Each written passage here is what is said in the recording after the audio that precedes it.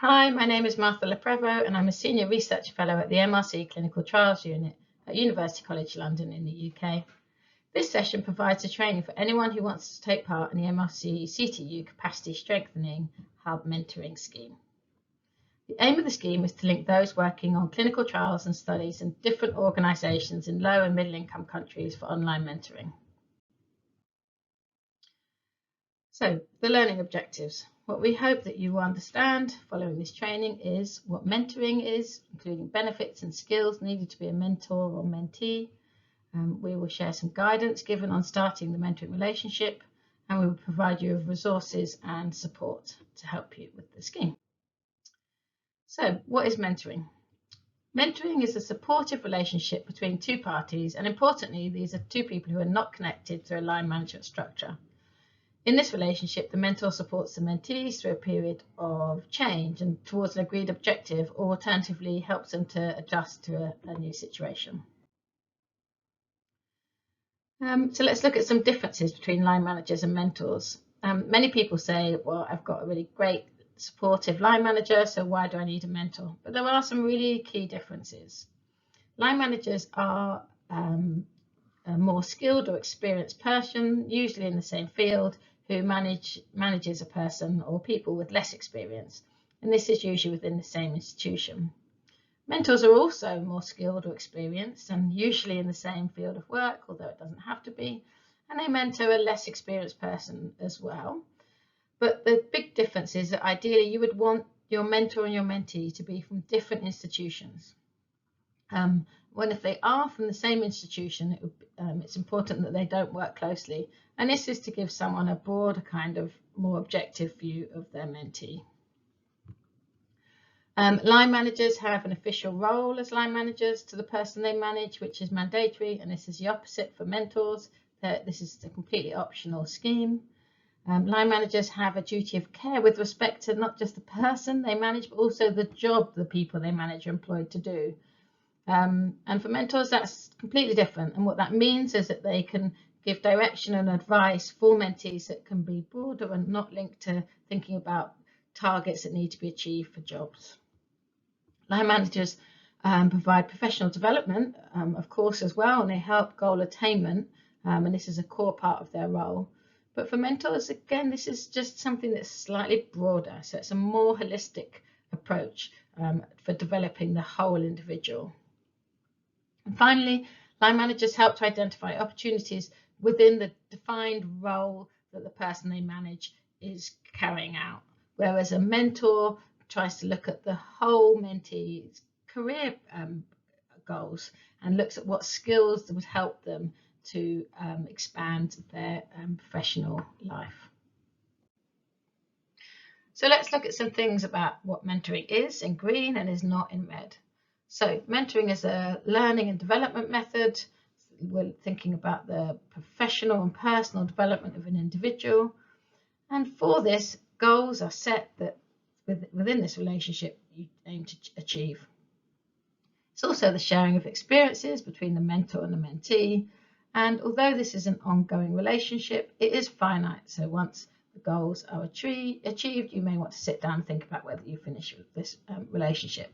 Sometimes people set new objectives, but it should be set around goal achievement. What mentoring is not is about being corrected or a directive method. Your mentor is not going to tell you what to do. There will be some aspects of coaching, but it's not pure coaching. Coaches are trained and they think about things, quite concrete issues such as how to think more strategically. This is quite a different relationships. Mentors are not there to provide you with solutions. This is about thinking through things and you need to take a really active role in this. And also, finally, just to say, this is not about bringing personal problems to your mentor. It's not a counselling session, and it's important that those boundaries remain in place. There are many reasons why people might want a mentor, and we've listed just a few of them here. So it could be about career development, thinking about what the next steps could be for you. It might be that you want, for the next step of your career, you need to develop better professional networks. You You might need more management and leadership experience, or alternatively, you could have just taken on a more managerial role and want some support in that new role. You could be going for a promotion and want your mentor to help you through this process. So this could be that your mentor might look at your CV and think about how to strengthen it and where you have gaps in your experience, or they may actually you may need some help actually just developing your CV. You might want help with a skill like writing papers, or as I've already said, transitioning to a new role, or you could have identified that you need help with something like life-work balance or confidence building, and there can be many, many more. There are many benefits of mentoring for the mentee, and I know this from personal experience. It's a really great way for personal development, and this should be a supportive relationship where you can bounce off ideas, get constructive feedback, which you can then take and put into your practice. And we all know that work can be a very busy place, so it's really fantastic to have the space to sit and think about reflecting on your role, which bits you enjoy, which bits you don't enjoy, whether there are which areas you'd like to improve. As we've already said, it can really help with things like self-confidence, even if that's not the focus of why you're having your mentoring. It can be a really brilliant sort of additional benefit, and there can be great networking opportunities, and all of these things can add to improving your professional development. I think we often focus on the benefits to the mentee, but there can also be many benefits to the mentor. So it's not just a personal improvement in personal development for the mentee, that can be for the mentor as well. Of course, you can learn a huge amount through this process. And also by helping someone else reflecting on their role, their skills, it can be a really great way of updating your own ideas and techniques by being challenged by the thought processes that your mentee is going through. It can enhance your peer recognition and professional reputation by you carrying out this role, and also really importantly, it can be a hugely rewarding process which can improve your job satisfaction. And there are other skills. This can increase your personal skills by working with this person, and as I've said, the satisfaction of supporting the development of other people. So let's look at some of the skills and attributes you need to be a mentee and a mentor. So the thing that's really important to think about is that for the mentee, this is something you've asked for, and you need to drive this process and be proactive. And because this is for you, so you need to try and get out of it as much as you can. Someone has given a commitment to give you time, so you need to be reliable and committed. And also you need to be in a space where you are ready to take on constructive feedback. So to challenge some of your ideas and think about how things might be done differently. And also, this isn't just about the mentor giving you the answers. You need to be able to try and find your own answers based on the discussions that you've had with your mentor. For the mentor, there are a number of skills that will really help you in this role. So you need to be able to listen to your mentee and think about questioning some of their understandings or assumptions. Of course, need to have emotional awareness. Receiving even constructive feedback can be tricky, so you need to make sure that you're doing this at a pace that your mentee can take. And you need to be able to think about how you can influence someone to help them take on your advice and guidance. It can be very helpful as well if you've got a network that you could introduce your mentee to. And for both the mentee and the mentor, you need to really, when you go into this relationship, think about why you want to be a mentee and or a mentor, because of course you can be both a mentee and a mentor, and you need to be aware of all the skills that you have that would make you good at either of these roles.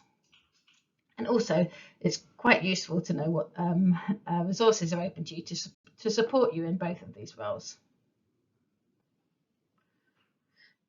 It's good before you go into this relationship just to think about some of the expectations you would have of each other. So these are the same for the mentor and the mentee. So This is a relationship that needs to be taken seriously. You need to have respect for each other's time. You're both committing to each other. You need to turn up, be on time.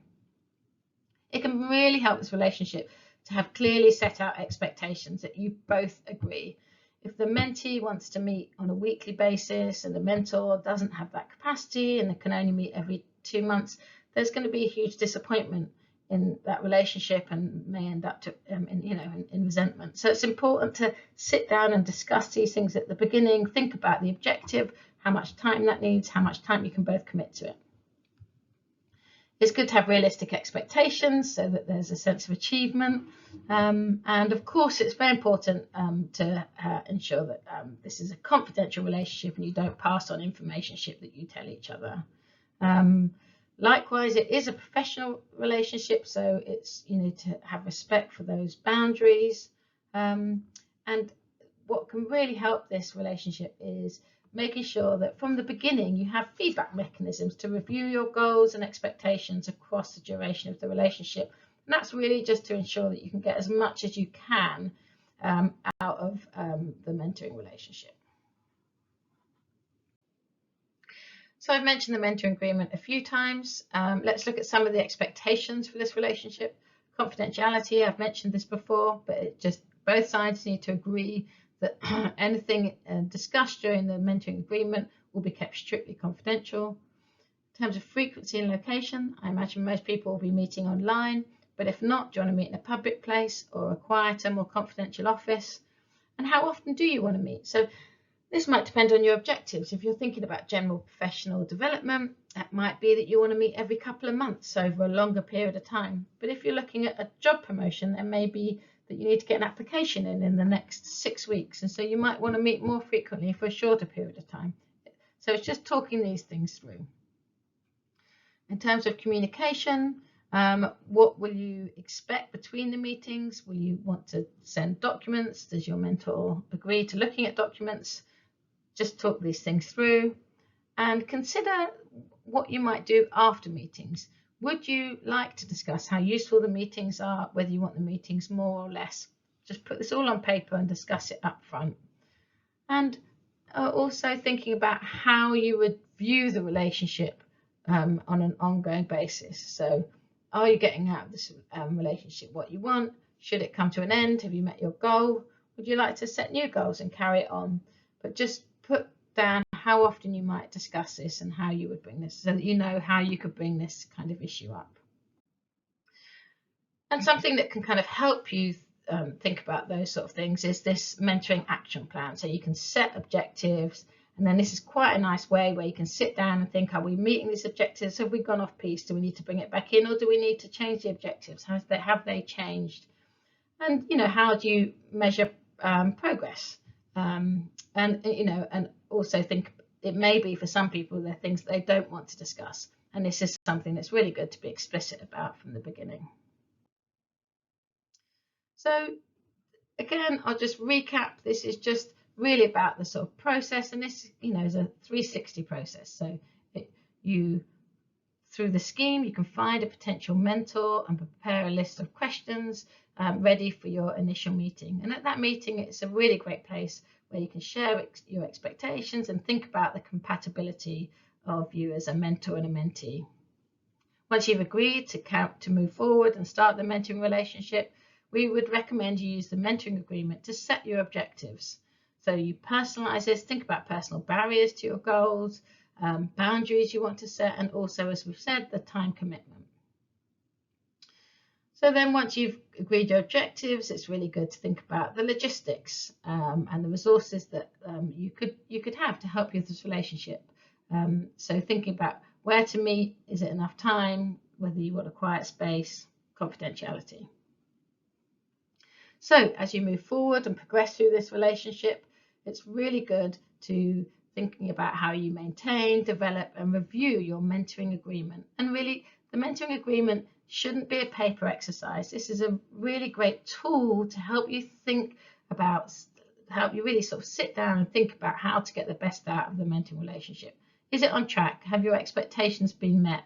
How do you deal with any issues or challenges? And what have you learned? And then Finally, expectations. This again is just, you keep moving through, reviewing and going back to see whether both the mentor and the mentee's expectations have been reached. Has a relationship run its course, or are there new things that you address? Certainly what can happen, and this happened for me, is that I had an initial objective with my mentor, and then we achieved that initial objective, and actually because the relationship was going well and my career was progressing, we decided to set some new objectives, and the relationship continued based on those new objectives. So it doesn't mean you necessarily have to stop once you've met your objectives, but coming back to thinking about the purpose and setting new objectives can be a really helpful way. So in summary, this is the mentor-mentee relationship is a professional, not personal relationship. It's really important not to blur the lines. And mentoring is complementary to line management and PhD supervision. So it's not instead of it. And the mentoring agreement, although it doesn't have to be really formal, it can be informal, but it's really important that it is written so that it can be used to try and ensure that the most is got out of the relationship and that you understand each other's expectations from this relationship. On to some more practical things, like how you join the scheme. So you need to go on to the MRC Clinical Trials Unit Capacity Strengthening Hub, and the link is here, and all the information is on the page about how you join the scheme. When you go onto the website, you'll be asked to decide whether you want to be a mentor or mentee, and of course you can be both.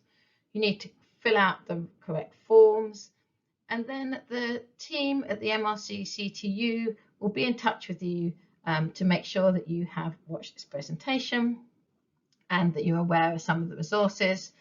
They will also then look at the information you've submitted and match you to a potential mentor or mentee. This may take a few weeks, so once they have found a match for you, they will put you and your mentor in touch. So just to help you start the relationship, if you do decide to carry on the relationship with the mentor that you've met, you arrange your first meeting, you can have your initial discussion, and we've got some guidelines on what you might talk about in that first meeting. And then, as we've already said, we suggest that you complete the mentoring agreement form in one of your early meetings. There are a number of resources available to you on the hub. Some of them, it's really good to read them before you start your mentoring relationships, and others can be used during your mentoring relationship to help you. And these are all available on the hub. So if you have any questions, please use the email below, and we wish you every success in your mentoring journey. I just want to thank Lizzie George and the UCL mentoring team for their slides and mentoring documents.